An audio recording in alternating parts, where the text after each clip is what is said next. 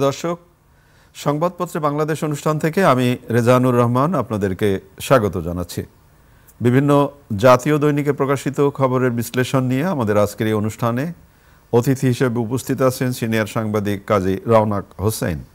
কেমন আছেন? এটা ভালো। পত্রপত্রিকায় প্রকাশিত কয়েকটা গুরুত্বপূর্ণ শিরোনাম আপনাকে পড়ে শোনাই, তারপর আলোচনায় যেতে চাই। প্রথম আলো, অতি প্রয়োজনীয় কিছু সংস্কার শেষে নির্বাচন, সংবাদ সম্মেলনে আইন উপদেষ্টা। সরকারের 100 দিন, ব্যবসায়ীরা অস্বস্তিতে, বিনিয়োগে অনিশ্চয়তা। বিএনপির কর্মশালায় তারেক রহমান, কোথাও একটা ষড়যন্ত্র চলছে। দৈনিক সমকাল, আওয়ামী লীগ প্রশ্নে বিভক্ত অভ্যুত্থানের শরিকরা। সংবাদ সম্মেলনে অর্থ উপদেষ্টা, অপ্রয়োজনীয় প্রকল্পে টাকা ছাপিয়ে খরচে মূল্যস্ফীতি বেড়েছে। দৈনিক যুগান্তর, পাসপোর্ট বাতিলের নির্দেশ স্বরাষ্ট্র মন্ত্রণালয়ের, আয়নাঘরের রূপকার 22 কর্মকর্তা। সম্ভাব্যতা যাচাই কমিটি গঠনের সিদ্ধান্ত, আন্দোলন স্থগিত করলেন তিতুমির কলেজ শিক্ষার্থীরা। কালের কণ্ঠ, দুঃখের জালে মা ইলিশের মরণ। দৈনিক ইত্তেফাক, রাজনৈতিক দলের বিরুদ্ধে শাস্তির সুপারিশ করতে পারবে ট্রাইব্যুনাল। সংকট থাকলেও কোনো ব্যাংক বন্ধ হবে না, ভালো ব্যবসায়ীদের ভয় পাওয়ার কারণ নেই, অর্থ উপদেষ্টা। বাংলাদেশ প্রতিদিন, রাজনৈতিক দল নিষিদ্ধে আইন। 302 কোটি টাকা পাচারের অভিযোগ, 10 কোটিতে দফারফা। আমাকে দেশনায়ক রাষ্ট্রনায়ক বলবেন না, ভিডিও কনফারেন্সে তারেক রহমান। মানব জমিন, আওয়ামী লীগকে ভোটে আনা নিয়ে নানা আলোচনা। খবরের কাগজ, মিথ্যা মামলা করলে বাদীরও হতে পারে সমান শাস্তি। দেশ রূপান্তর, লুটের অস্ত্র কিনছে অপরাধীরা। জরুরি কিছু সংস্কার করে দ্রুত নির্বাচন, আইন উপদেষ্টা বলেছেন। আমাদের সময় শিরোনাম, খুন ডাকাতি ছিনতাই অপহরণ বেড়েছে। সময়ের আলো, হীন স্বার্থে ঢালাও মামলা। মানবতা বিরোধী অপরাধ, দলের বিরুদ্ধে ব্যবস্থা নিতে সুপারিশ করতে পারবে ট্রাইব্যুনাল। দৈনিক দিনকাল, দেশে কোথাও একটা ষড়যন্ত্র চলছে, তারেক রহমান। দৈনিক ইনকিলাব, টোলের টাকা আওয়ামী লীগের পেটে, কি আছে 12 জনের ভাগ্যে, 3 বিচারপতির পদত্যাগ। দিল্লিতে ভয়ঙ্কর হাসিনা। দৈনিক জনকণ্ঠ, ওষুধের দাম বেড়েছে, লাগাম ছাড়া, সরকার কোনো ব্যাংক বন্ধ করবে না, সংবাদ সম্মেলনে অর্থ উপদেষ্টা। সংবাদের আলোচনায় যাওয়ার আগে আপনাকে প্রথম আলো সহ আরো এই ছবিটা আরো কয়েকটা পত্রিকায় ছাপা হয়েছে। এই ছবির শিরোনাম দেওয়া হয়েছে নিরাপত্তা। সরকারি তিতুমির কলেজকে বিশ্ববিদ্যালয়ে রূপান্তরের দাবিতে সোমবার রাজধানীর মহাখালীতে রেলপথ অবরোধ করেন শিক্ষার্থীরা। এ অবস্থার অপ্রীতিকর পরিস্থিতি এড়াতে গতকাল রেলপথ নিরাপত্তা নিশ্চিত করেন সেনা সদস্যরা। মহাখালীতে বেলা 2টায় তোলা এই ছবি। একটি কলেজকে বিশ্ববিদ্যালয়ে রূপান্তরিত করার দাবি থাকতেই পারে, হতেই পারে, এবং এই দাবিরা শিক্ষার্থীরা করতেই পারেন। কিন্তু গতকালও যে আলোচনা এটি করেছিলাম, কিন্তু দাবি আদায়ের চেষ্টা করে জনগণকে যেভাবে আমরা জিম্মি করছি, আমি ক্ষমা চেয়ে এই প্রশ্নটি করছি, এটিকে আদৌ উচিত? আমি তো বলবো যে এটা আদৌ কাম্য নয়। এবং সবচেয়ে বড় কথা হলো, এই যে আপনি যে কথা বললেন যে ছাত্ররা দাবি করতেই পারে, আমার প্রশ্ন হলো, ছাত্ররা দাবি করতেই পারে, হ্যাঁ করতেই পারে, কিন্তু যদি আপনি একাডেমিক্যালি চিন্তা করেন তাহলে ছাত্রদের তো দাবি করার কিছু নাই। কারণ যদি এটা বিশ্ববিদ্যালয় হওয়ার মতন হয় তাহলে কর্তৃপক্ষই নিজেরাই এটা করবে। এটা এমন না যে এটা বিশ্ববিদ্যালয় ছিল বা হবার মতন যোগ্য, কিন্তু এটাকে কেউ চেপে রেখেছে, কেউ আটকে রেখেছে। এখানে কি আপনি ছোট্ট আবার একটু প্রশ্ন করতেই চাই। ধরা যাক যে মন্ত্রণালয় থেকে সংশ্লিষ্ট উপদেষ্টা এবং শিক্ষা উপদেষ্টার সচিব, মানে সহকারী, তারা বসলেন তাদের সাথে এবং বললেন যে 7 কর্মদিবসের মাধ্যমে এইটা ব্যাপারে একটা শুরু করা হবে। তাহলে কি এরকম মনে হয় না যে আমি না বললে তো আর এই সুপারিশেরও প্রশ্ন আসতো না বা চেষ্টাও হতো না, এটা আগে হলো না কেন? হ্যাঁ, একেবারেই তাই। এবং আমি মনে করি আসলে কিন্তু এই তিতুমির কলেজ এই বিশ্ববিদ্যালয় বানানোর জন্য বা যে প্রস্তাব, এটা কিন্তু আজকের না, এটা দীর্ঘদিন, হ্যাঁ, এটা বহু বছর আগে থেকে তারা দাবি করে আসছে। এবং আপনি যদি সত্যি সত্যি দেখেন তাহলে তিতুমির কলেজের যেই এলাকা, যে ইনফ্রাস্ট্রাকচার, সেটা অন্য অনেক বিশ্ববিদ্যালয়ের চাইতেও ভালো, কারণ আমি এমন বিশ্ববিদ্যালয় দেখেছি যে ফ্ল্যাটের 3 তলায়, হ্যাঁ বাড়ির উপরে 3 তলায় 2টা রুম নিয়ে 3টা রুম নিয়ে বিশ্ববিদ্যালয়। তো এগুলো মানে মুশকিলটা হচ্ছে যে তিতুমির তো অবশ্যই বিশ্ববিদ্যালয় হতে পারে, এটা কোনো মানে নাই, কোনো নিষেধাজ্ঞা বা বাধা নাই, কিন্তু প্রসেসে যে এটা করা উচিত। আর এইটার নামে যে ঘটনা পরশুদিন ঘটেছে সেটা কাম্য না। ট্রেন আটকাবেন, ট্রেনে ইট মারবেন, ট্রেন যাত্রীরা আহত হবে, এটা তো মেনে নেওয়া যায় না। এখন সেখানে আবার ওই আপনি যে প্রশ্নটা করলেন সেরকমই, যে এটা না করলে তো এরা বসতো না। মানে আমাদের দেশে যেটা হয়েছে যে কোনো কিছু পেতে হলে পরে জোর জার করতে হবে, কিছু ভাঙচুর করতে হবে, তারপরে সেটা ওই যে ব্যাপারটা এরকম যে না কাঁদলে মা দুধ দেয়, না কাঁদলে মা দুধ দেয় না। কিন্তু সেটা তো বোধ করি এখন এইসব সব জায়গায় যে এটা খাটবে, তাতে যে রাষ্ট্রের ক্ষতি হয়, মানুষের যে অসুবিধা হয়, সেটা হ্যাঁ চরম দুর্ভোগ হয়। যেমন রেসিডেন্সিয়াল মডেল স্কুলের ছেলেমেয়েরা 2 দিন আগে রাস্তা আটকালো। এই যে কথায় কথায় রাস্তা আটকানো এবং মানুষের যারা বাসে বা অন্য কোনো পথে নিজের গাড়ি ছাড়া যারা চলাচল করে, তাদের যে কি চরম দুর্ভোগ হয় শুধু ভুক্তভোগীরাই জানে। এটা কিন্তু যারা করছে তারাও বোঝে না, জানে না। এটা একটা আমাদের খুবই দুঃখজনক দিক। তবে আমি মনে করি যে সরকারের উচিত আসলে কিছু কিছু ক্ষেত্রে একটু কঠোর হওয়া এবং সবাইকে বোঝানো উচিত যে তুমি প্রতিবাদ করো, তুমি দাবি করো, অসুবিধা নাই, কিন্তু আরেকজনকে মানে বিপদে ফেলে অসুবিধা করে এটা করতে পারো না। বিএনপির ভারপ্রাপ্ত চেয়ারম্যান তারেক রহমান বলেছেন যে কোথাও যেন একটা ষড়যন্ত্র চলছে। উনি যথার্থ বলেছেন, আসলে ষড়যন্ত্র চলছে এবং এই ষড়যন্ত্রটা কালকে থেমে যাবে এমন কোনো ব্যাপার না, এটা চলতেই থাকবে। কারণ আপনাকে বুঝতে হবে যে এই সরকার বিপ্লবী সরকার, তারা নিজেদেরকে বিপ্লবের ফসল বলে দাবি করে, কিন্তু তাদের কর্মকাণ্ড বিপ্লবী না। শিক্ষার্থীরা তাদের নিয়োগকর্তা। হ্যাঁ, আর যখন এই কথাটা বলে শিক্ষার্থীরা তাদের নিয়োগকর্তা, তখন কিন্তু এই শিক্ষার্থীদেরকে তারা এমন একটা পর্যায়ে নিয়ে যায় যেটা পরে কিন্তু সামলানো খুব মুশকিল হয়ে যাবে।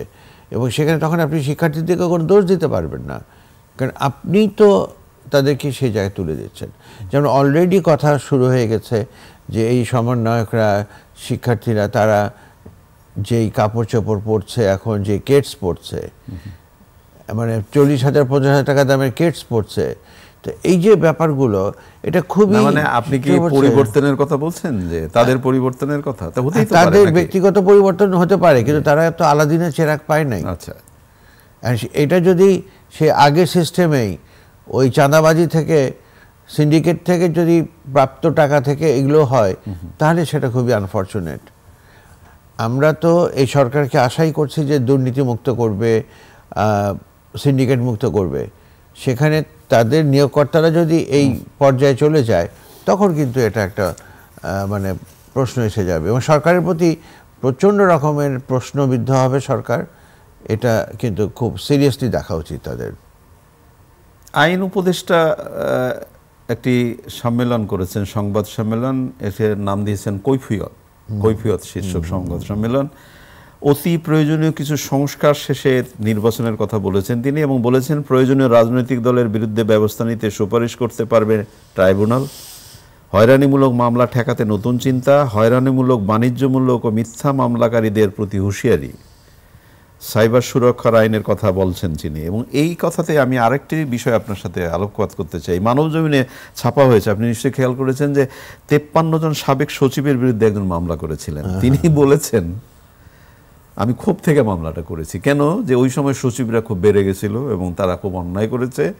তাইলে এখন এই যে আইন উপদেষ্টার বক্তব্য যেটা বলছেন উনি, যে হয়রানিমূলক মামলা ঠেকাতে নতুন চিন্তাটা কি? আদৌ কি এটা কথার কথা নাকি আদৌ হবে না? তাদেরকে চিন্তা করতেই হবে, কারণ তা না হলে তারাও কিন্তু হাস্যকর মামলার অধিকর্তা হিসেবে চিহ্নিত হবে।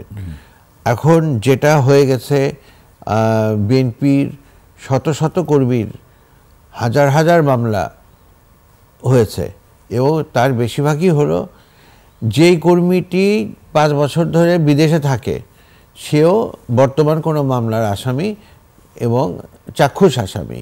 তো এই যে হয়রানিমূলক মামলা এবং মামলা, মানে আমি একটা জিনিস অ্যাপ্রিশিয়েট করি, এখন কি বিএনপির কর্মীরা মামলার আসামি হচ্ছে না? আগেকার কথা বলছি, মানে সেই আগের সরকারের আমলের সেটারই কিন্তু রিপিটেশন আপনি দেখেন। এই যে এখন যেটা হচ্ছে 53 জন সচিবের এগেস্টে মানে মামলা করে দিল, মানে এটি কি একটা ছেলে খেলা? উচিত তো যে বাদী, উনি তো বললেন যে আমার ক্ষোভ থেকে করেছি। এখন আমার ক্ষোভ থেকে করেছি, আমি একটা মানে গাড়ি ভেঙে দিলাম, একটা জিনিস করে দিলাম, তা তো হতে পারে না। আমাকে তো কিছু নিয়ম কানুন মেনে চলতে হবে। একটা মামলা করতে গেলে পরে সেই মামলা গ্রহণ করার সময়ও কিন্তু পুলিশের উচিত বাদীকে প্রপারলি চেক করা যে সেটাকেই সে ঠিক মতন দিচ্ছে। আবার পুলিশও তো অনেক সময় বাণিজ্য করার জন্য অতি উৎসাহী হয়ে এই জিনিসগুলো নিচ্ছে। মানে আমি যেটা স্পষ্টভাবে বলতে চাই, আপনি খেয়াল করে দেখেন যে মামলার যেই খেলা, এই মামলার খেলাটা বন্ধ করা উচিত, অবশ্যই উচিত। কারণে অকারণে মামলা, এবং আপনাকে এটা নিয়ে মানে এইটা এক ধরনের আপনার সাথে আমার একটা বৈরিতা আছে, আপনাকে আমার বিপদে ফেলবার জন্য আমি এটা করতেই পারি, এবং টাকা এরও একটা উৎস হয়ে গেছে আর কি। একেবারেই তাই। আওয়ামী লীগকে ভোটে আনা নিয়ে নানা আলোচনা, মানব জমিনের শিরোনাম। এবং আরেকটি পত্রিকা যেটা সমকাল, আওয়ামী লীগ প্রশ্নে বিভক্ত অভ্যুত্থানের শরিকরা, আওয়ামী লীগকে ভোটে আনার প্রস্তাব দেয়নি বিএনপি। গণহত্যার বিচারের আগে আওয়ামী লীগকে নির্বাচনে অংশ নিতে দেব না সার্জিস আলম বলেছেন। আওয়ামী লীগ পুনর্বাসনে যারা উদ্যোগ নেবে তাদের ইতিহাস গণশত্রু হিসেবে চিহ্নিত করবে, হাসনাত আবদুল্লাহ বলেছেন। আর বিচারের আগে আওয়ামী লীগকে ভোটে আনার কথা বলা অপরাধ, সামান্তা শারমিন বলেছেন। কি অবস্থা, কি আলোচনা হয়?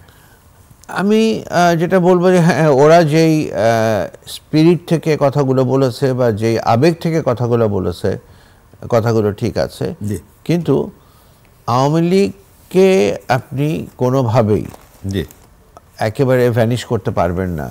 কারণ আওয়ামী লীগের সমর্থক 4 থেকে 5 কোটি এই দেশের জনগণ। এত বড় একটা জনগণকে আপনি উপেক্ষা করে চলবেন, সেটাও কিন্তু সম্ভব হবে না। এখানে কারো বক্তব্যের ভিতরে যেটা ছিল সেটা হচ্ছে যে আওয়ামী লীগের বিচার হয়ে তারপরে দেখা যাবে। এবং আমি মনে করি যে অবশ্যই যারা এই যে শত শত কোটি টাকা লোপাট করে নিয়েছে, এতগুলো মানুষ, এই দেখেন সাইফুল আলম, এই যে এস আলম গ্রুপের, উনি সিঙ্গাপুরে বসে হুঙ্কার দিচ্ছেন যে আমি সিঙ্গাপুরি নাগরিক, আমি বাংলাদেশের বিরুদ্ধে মামলা করব। বাংলাদেশের বিরুদ্ধে? হ্যাঁ, বাংলাদেশের বিরুদ্ধে, মানে এই সরকারের বিরুদ্ধে, বাংলাদেশের বিরুদ্ধে। আচ্ছা আচ্ছা। এই সরকারের বিরুদ্ধে মামলা করা মানে তো বাংলাদেশের বিরুদ্ধে মামলা করা। তো উনি এই সাহসটা পাচ্ছেন কেন?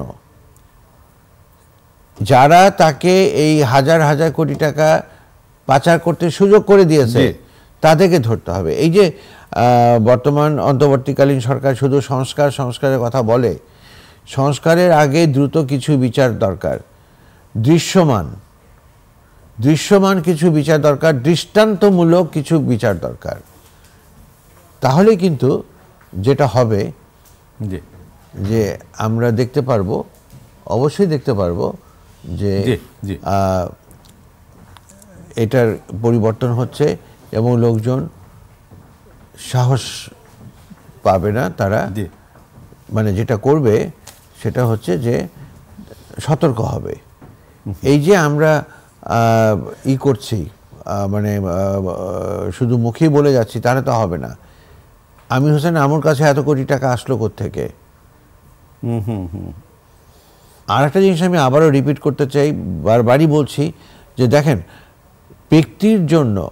ব্যক্তির দায়ে প্রতিষ্ঠানকে ধ্বংস করা উচিত হবে না। কারণ প্রতিষ্ঠানকে ধ্বংস করলে সেই প্রতিষ্ঠানে কর্মরত হাজার হাজার কর্মী এবং সেই সাথে তাদের পরিবার ধরলে পরে লক্ষ মানে জনগোষ্ঠী হয়ে যাবে, এদের সবাই কিন্তু এফেক্টেড হবে।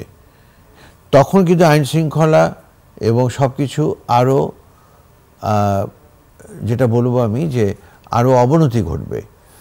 সুতরাং আমাদের এটা কিন্তু মানে খেয়াল রাখতে হবে।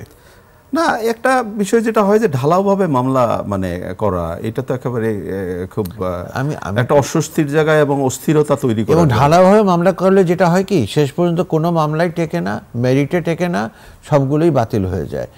তখন যারা সত্যিকার দোষী তারাও মানে ছাড় পেয়ে যায়। আমি তো বলছি যে এত তো হিসাব করা দরকার নাই। 4-5টা ঘটনাকে নিয়ে আপনি ইমিডিয়েটলি কিছু শাস্তিমূলক ব্যবস্থা নেন, লোকে দেখুক যে হ্যাঁ মিস্টার এক্সকে এই দুর্নীতির দায়ে এই শাস্তি দেওয়া হলো, মিস্টার ওয়াইকে এটা দেওয়া হলো। সেটা না করে শুধু আপনি ধরছেন ওই কুমির ছানা মতন, দুদিন পর পর একজনকে বের করছেন। এই যে কালকে দেখলাম কামরুল ইসলাম আসছে, তাহলে এতদিন কোথায় ছিল?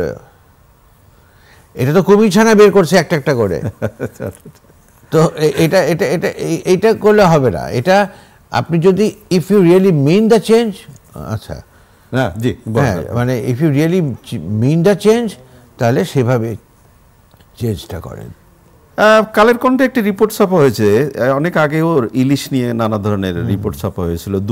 দুঃখের জালে মা ইলিশের মরণ, এবং ইলিশ নিয়ে তো আমাদের নানা ধরনের কথাবার্তা হয়, নানা ধরনের আলোচনা হয়, এবং ইলিশের খাওয়া নিয়ে, ইলিশের দাম নিয়ে নানা ধরনের বিষয় হয়।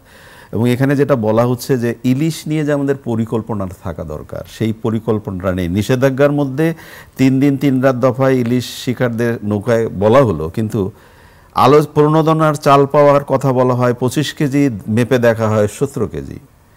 এবং ভ্রাম্যমাণ আদালতের অভিযানে জাল নৌকা আটকে জেল জরিমানা করা হয়, কিন্তু এটা দেখানো। সর্বনিম্ন 6 থেকে 5 সেমি ফাঁসের সুতোর জাল ব্যবহারের নির্দেশ আছে, কিন্তু এটাও মানা হয় না। তাহলে বিষয়টা কি দাঁড়াবে? মানে এটা কি বিষয়টা হচ্ছিল কথার কথা।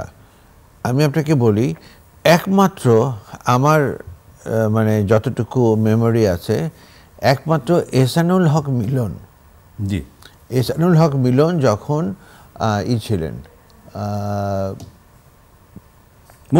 মন্ত্রী ছিলেন, উনি দুটো জিনিস করেছিলেন। একটা হলো নকল। আমি আমি আমি ওটার আমি তখন ইত্তেফাকে কাজ করতাম, আমি তখন শাস্তি মানে এটা জানি। আচ্ছা, আমরা একটু একেবারে শেষের দিকে অনুষ্ঠানের, আমি ওটাই বলছি যে ওইটার পাশাপাশি কিন্তু উনি এই ইলিশটাও ধরেছিলেন একেবারে। হ্যাঁ, একেবারে উনি সেই উদ্যোগটা ছিল। একেবারে শেষের দিকে আপনার কাছে একটু জানতে চাই, এই যে সাংবাদিকদের অ্যাক্রিডিটেশন কার্ড বাতিল করা হলো, আমার মতাদর্শগত ভাবনা একটা থাকতেই পারে, কিন্তু এই যে ঢালাভাবে যে অ্যাক্রিডিটেশন কার্ডটা বাতিল করা হলো, এটি কি এক ধরনের কি বলবো, দেখে নিব বা আপনাকে দেখে নিলাম এই অবস্থার মতো না? হ্যাঁ, পারতপক্ষে এটা সেই দিকেই মানে যায়, কিন্তু তার চাইতেও বড় কথা হলো যে এইভাবে ঢালাও অ্যাক্রিডিটেশন কার্ড বাতিল করা, এর মতন চরম নির্বুদ্ধিতা আর নাই।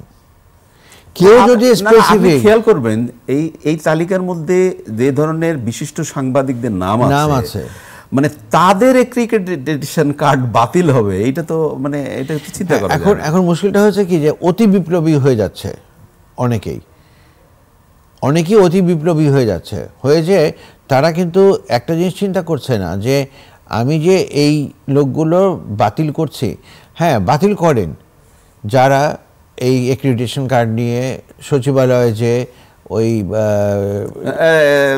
কি বলবো ঢালাওভাবে তারা তাদের ব্যবসা বাণিজ্য করে, তাদেরকে করেন, কিন্তু আপনি এরকম ঢালাওভাবে অ্যাক্রিডিটেশন কার্ড করবেন। এবং এখানে অত্যন্ত শ্রদ্ধেয় এবং নামকরা সাংবাদিকরাও আছেন। এই ঢালাওভাবে করাটা, কোনো জিনিসই কিন্তু ঢালাওভাবে করলে সেটা ফল ভালো হয় না। এবং আপনি কিন্তু একটা জিনিস খেয়াল রাখবেন, এক মাঘে কিন্তু শীত যায় না। এইটা খুব জরুরি কথা, যে এক মাঘে শীত যায় না। আপনি যে পথটা দেখালেন, আমরা তো এটা চাই না যে আগে সরকার যদি ভুল করে থাকে, আমিও সেই ভুল পথেই পা বাড়াবো বা আমিও সেই সুবিধাটা নেওয়ার চেষ্টা করব, সেটা তো উচিত না। তাহলে তো বৈষম্য থেকেই গেল। এবং এই যে আপনি যেই অন্যায় বা ভুল জিনিস প্রবর্তন করে যাচ্ছেন,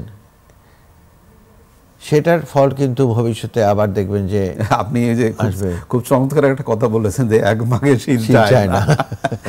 হ্যাঁ, অনেক ধন্যবাদ আপনাকে। প্রিয় দর্শক, আমরা যে বিষয়গুলো নিয়ে কথা বললাম আপনারা সে শুনলেন। একেবারে শেষের দিকে সাংবাদিকদের অ্যাক্রিডিটেশন কার্ডের ব্যাপারটা উল্লেখ ছিল। আমরা আশা করি যে ঢালাওভাবে কোনো সিদ্ধান্ত অযৌক্তিক সিদ্ধান্ত নেওয়া বোধ করি সময়ের দাবি না। ভালো থাকবেন। আগামীকাল নিশ্চয়ই এই সময় আবার কথা হবে। খোদা হাফেজ।